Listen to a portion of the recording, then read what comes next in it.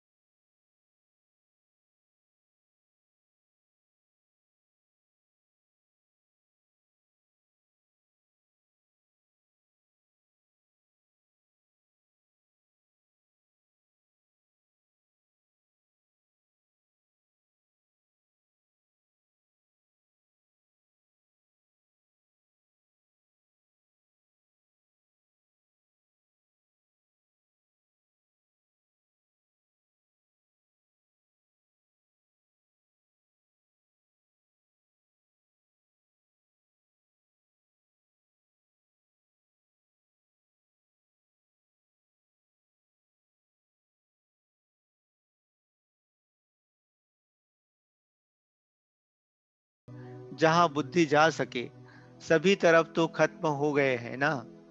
अपने पुराने संस्कारों का तरफ भी खत्म हो गया है ना। बुद्धि को जाने के तरफ वह रास्ते ठिकाने वही हैं। बुद्धि वा तो पुराने संस्कारों तरफ जाएगी, वा तो अपने शरीर के हिसाब किताब तरफ जाएगी, वा मन के व्यर्थ संकल्पों तरफ खींचेगी। यह तो सभी खत्म हो गए ना। भले शरीर का रोग होता है, उसकी नॉलेज रहती है कि यह फलाना दर्द है, इसका यह निवारण है, क्योंकि यह लक्ष्य है। जितना शरीर ठीक रखेंगे उतना सर्विस करेंगे, बाकी अपनेपन का कोई स्वार्थ नहीं है। सर्विस के निमित्त करते हो, यह साक्षीपन हुआ ना। अभी सिर्फ एक ही मार्ग रह गया है, बाकी जो अनेक मार्ग होने के कारण बुद्धि भटकती थी, वह मार्ग सभी बंद हो गए हैं ना। ऑलमाइटी गवर्नमेंट की जैसे सील लग गई।